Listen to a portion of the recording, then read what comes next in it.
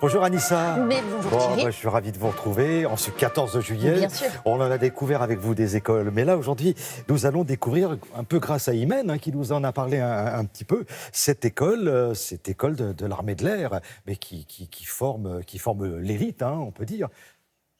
Évidemment qu'on peut le dire. Et puis c'est une école qui ne date pas d'hier, parce que c'est une école qui a été créée en 1935, autrement dit 2 ans après la création de l'armée de l'air. Alors pour la petite histoire, l'école a été créée au lendemain de la Première Guerre mondiale, où on reconnaît la nécessité de créer une structure entièrement dédiée à la formation des officiers aviateurs. Et voilà, c'est comme ça qu'est née l'idée de cette école.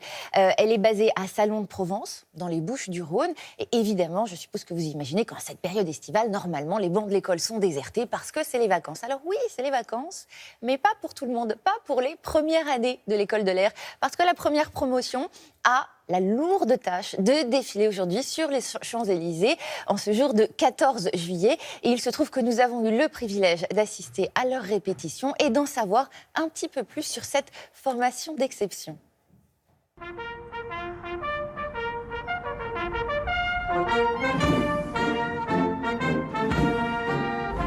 École de l'air. Vous marche. Hop, deux, hop, deux.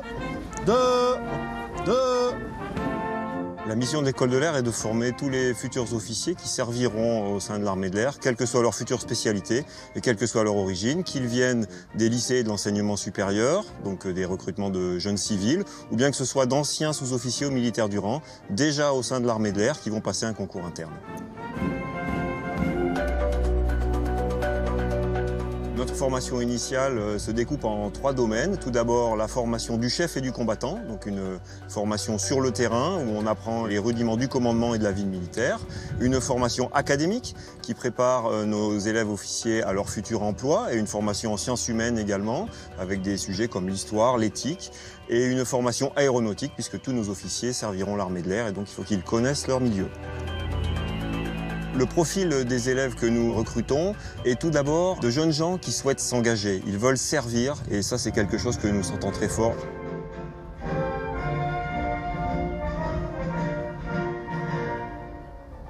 Chaque année, nos élèves participent au défilé du 14 juillet.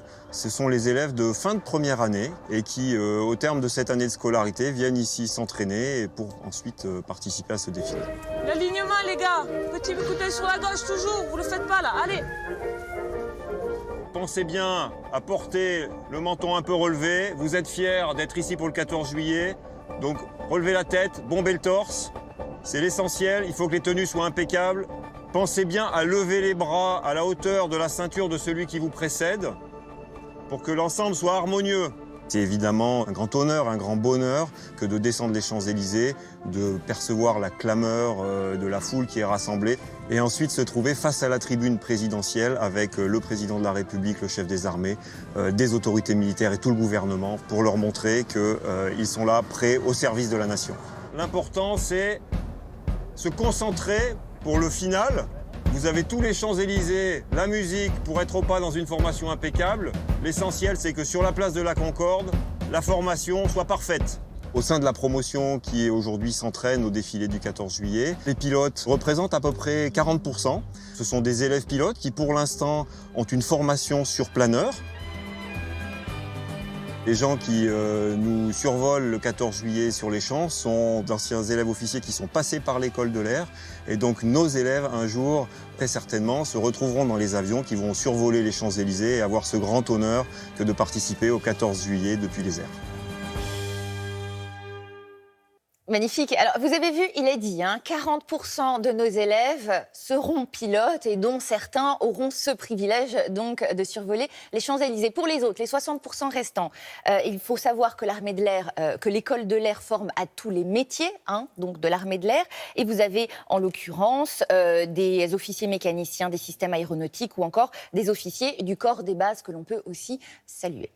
Voilà, et on peut être littéraire, comme vous disait Imen tout à l'heure, et tenter sa chance, et puis un jour survoler la plus belle avenue du ciel monde. de Paris, survoler les Champs-Élysées à bord du Rafale. C'est tout à l'heure avec Julien Bourges. Ça va être exceptionnel, vous allez voir, ça va être une matinée incroyable. Merci beaucoup, Anissa.